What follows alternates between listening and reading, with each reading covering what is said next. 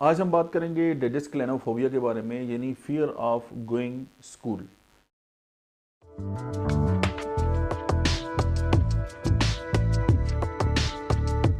School जाने की मैं सोच जो है वो सुनकर जो है अगर किसी बच्चे पे घबराहट जो है वो तारी हो जाए और उसके अंदर जो पैनिक अटैक के जो सिम्टम है वो सारे आना स्टार्ट हो जाएं, तो डेफिनेटली ये एक परेशान कुन बात होती है। और माहिरीन का ये ख्याल है कि इस फोबिया के जो शिकार है वो 4 से 6 साल की उम्र के जो बच्चे हैं वो ज़्यादा होते हैं।